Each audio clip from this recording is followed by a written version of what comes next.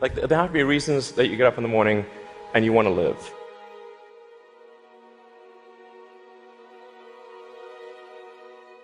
Like, why do you want to live? What's the point? What inspires you? What do you love about the future?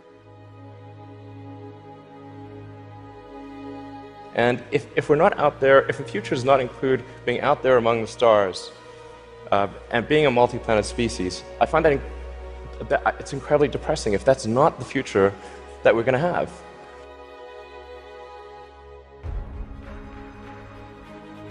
I look at the future from a standpoint of the probabilities. It's like a branching stream of probabilities.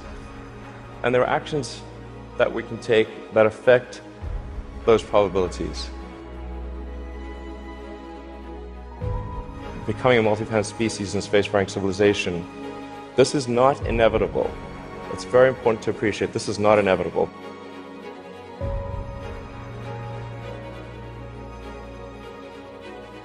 If you look at the progress in space, in 1969 we were able to send somebody to the moon. 4, 3, 2, 1, 0. All engine running. Liftoff. We have a liftoff. 32 minutes past the hour. Liftoff on Apollo 11. Tower clear. 1969. Plus 30 seconds.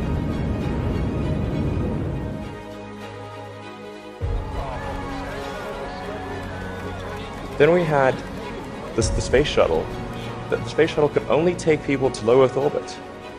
Then the space shuttle retired, and the United States could take no one to orbit. So that's the trend. The trend is like down to nothing.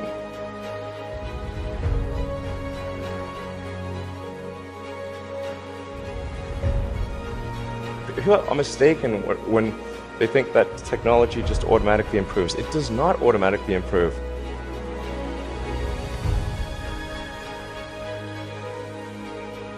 It only improves if a lot of people work very hard to make it better. By itself, degrade, actually. You look at great civilizations like ancient Egypt, and they were able to make the pyramids, and they forgot how to do that. And the Romans, they built these incredible aqueducts. They forgot how to do it.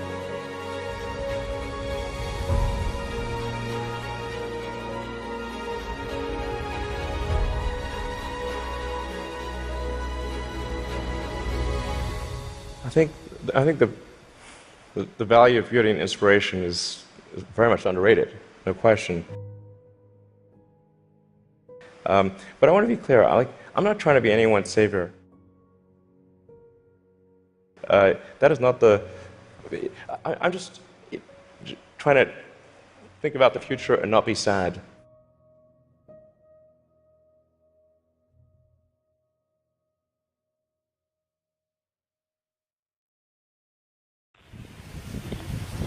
Rock, verify range, go. Range green. First stage tank pressing up.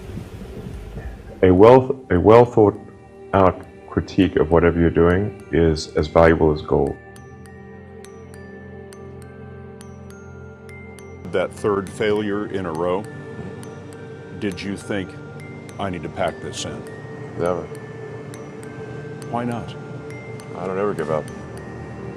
I mean, I'd have to be dead or completely incapacitated. 8 weeks later, Musk bet the company on another flight. We have liftoff.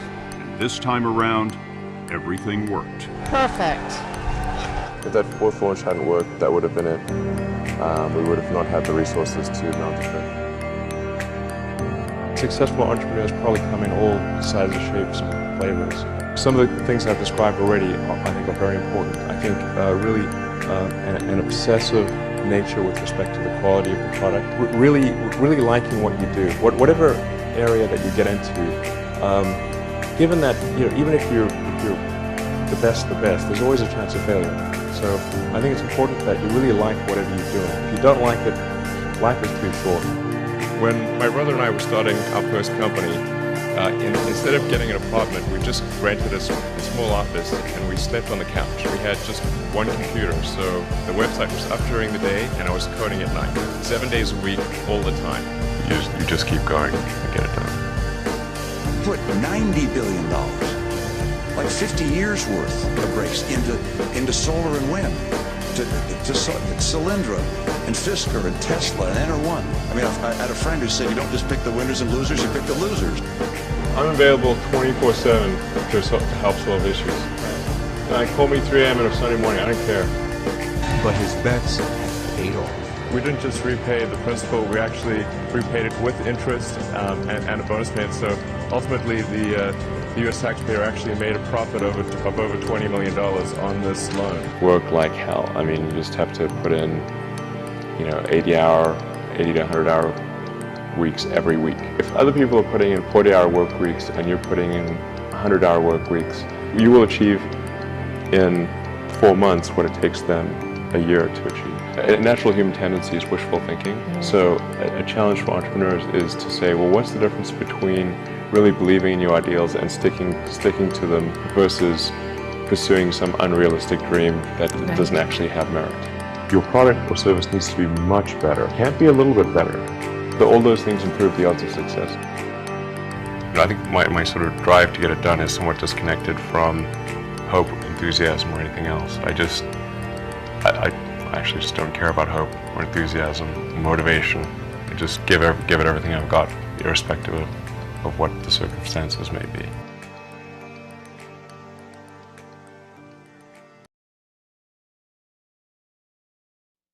It's been 15 years to get to this point. It's taken us a long time. A lot of difficult steps along the way. Creating a company is almost like having a child. So it's sort of like, how do you say your child should not have food? Even if it ruins you? Yeah. I remember waking up the Sunday before Christmas in 2008 and thinking to myself, man, I never thought I was someone who could ever be capable of a nervous breakdown. But I felt this was the closest I've ever come. So many people tried to talk me out of starting a rocket company. It was crazy. One good friend of mine collected a whole series of videos of rockets blowing up and made me watch those. He just didn't want me to lose all my money. And in the end, I had to invest everything. And I was borrowing money from friends to pay the rent.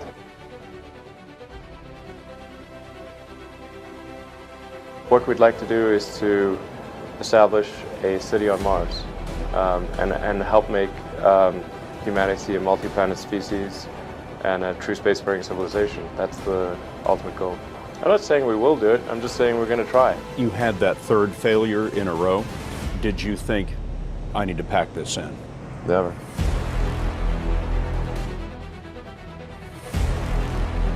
I don't ever give up. NASA called and told us that we'd won a $1.5 billion contract. If you need inspiring words, don't do it. I think wishful thinking is innate in the human brain. Having civilization and life as we know it extend beyond Earth to the rest of the solar system and ultimately to other star systems. That's the future that's exciting and inspiring.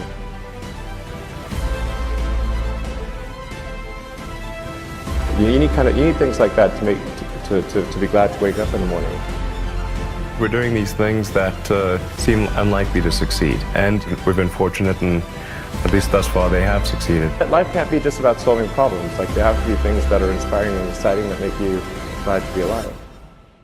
And ultimately, be out there among the stars. It has actually been a very difficult journey, I have to say. Here is a path to do it, even if that path has a lot of danger associated with it and risk, and maybe it won't succeed. Why it's important, and even if the odds are that it won't succeed, it's worth trying to do it. I'm just incredibly proud of the SpaceX team for being able to achieve this, I think, incredible milestone in the history of space.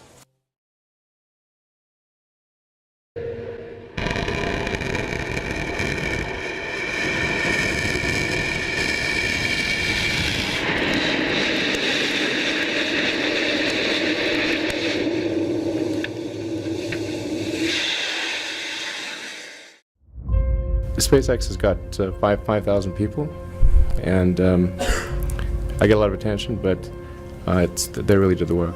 It's an awesome team. Thank you.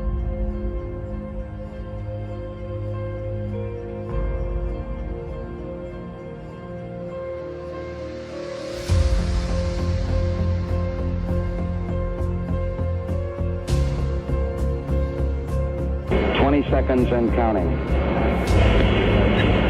T-minus 15 seconds. Guidance is internal. 12, 11, 10, 9. Ignition.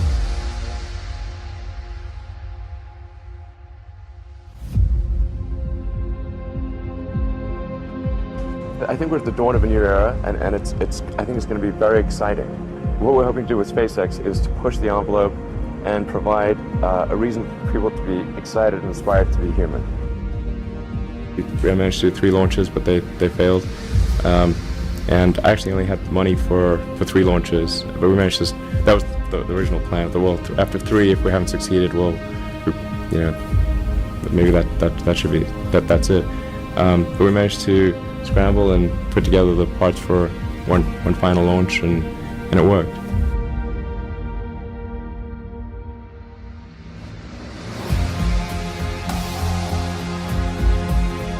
Every now and again, the little scrappy company wins. And I think this will be one of those times.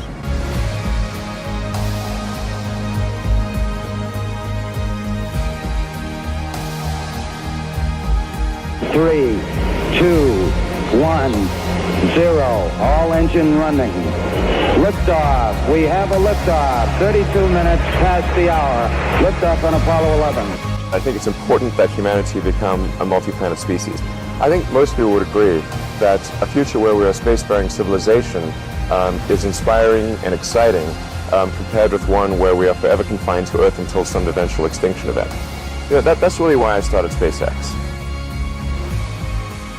What I'm trying to do is to make a significant difference in spaceflight and help make spaceflight accessible to almost anyone.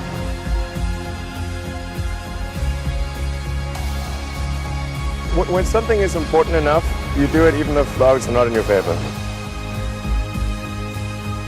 You know, there are American heroes who don't like this idea. I was very sad to see that because those guys are, those guys are heroes of mine, so it's really tough.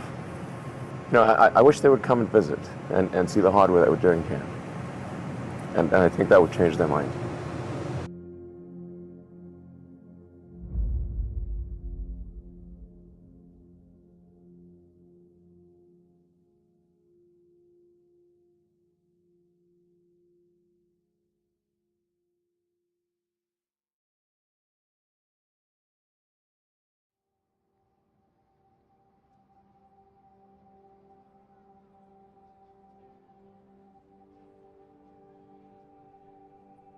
The rules today incent people to create carbon.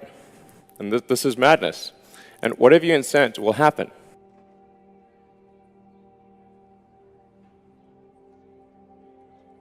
It's very important that we take action today to recognize that we are making a very significant change to the chemical constituency of the atmosphere and the oceans, and one that is almost impossible to reverse.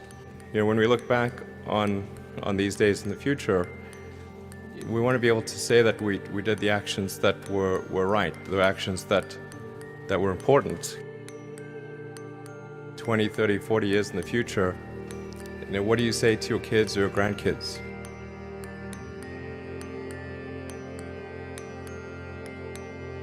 Scientists all say that these bad things are going to happen. It's like 97%. So say, well, to your grandkids or kids, well, did nobody tell you? No, it's no, everyone was telling us. So why didn't you do anything? What's the answer? I think it's very important that we do something. And depending upon what action we take, we'll drive the carbon number to either extreme or moderate levels. I think it's pretty much a given that the 2 degree C increase will occur. The question is whether it's going to be much more than that. As a percentage relative to absolute zero, it's only a plus minus 2% change. The sensitivity of the climate is extremely high. We've amplified this sensitivity by building our cities right on the coastline. Based on the projections that we're seeing right now, these are like, I'd say, arguably best case projections. We're going to see significant rises in temperature and sea level. If we don't take action, we could see anywhere from 5 to 10%, maybe more, of the landmass absorbed by water. About a third of humanity lives right on the coastline or in low-lying countries. So we'd be talking about maybe 2 billion people being displaced, and their homes being destroyed and their countries being gone. So I think we should take action. The reason that the transition is delayed or is happening slowly is because there is a hidden subsidy on all carbon-producing activity. The net result is 35 gigatons of carbon per year into the atmosphere. Best case is simply delaying that inevitable transition to sustainable energy. There's going to be no choice in the long term to move to sustainable energy. It's tautological. We have to have sustainable energy or we'll simply run out of the other one. The only thing we gain by slowing down the transition is just slowing it down. It doesn't make it not occur, it just slows it down. The worst case, however, is more displacement and destruction than all the wars in history combined. About 3% of scientists that believe in the best case, about 97% that believe in the worst case. This is why I call it the dumbest experiment in history.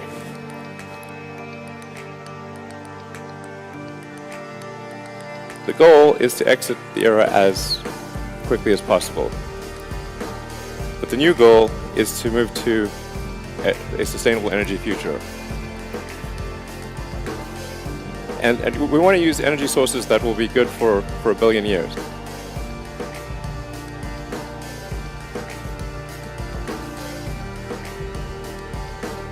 So what can you do? I would say whenever you have the opportunity, talk to the politicians, ask them to enact a carbon tax. We have to fix the unpriced externality. I would talk to your friends about it and fight the propaganda from the carbon industry. So I think you have tremendous power. You have the power to make the change. We can't. Let me tell you, we definitely can't beat the oil and gas industry on lobbyists. Exxon makes more profit in a year than the value of the entire solar industry. There's no way you can win on money. It's impossible. This is not the only important issue, but it is, I think, the thing that will have the biggest negative effect on humanity if we do not address it. Unless something changes very quickly, the sustainable energy will still be in a bad situation 5 years from now. If it's the right thing for the future, a country should just do it. And don't worry about what other countries are doing. Just do the right thing.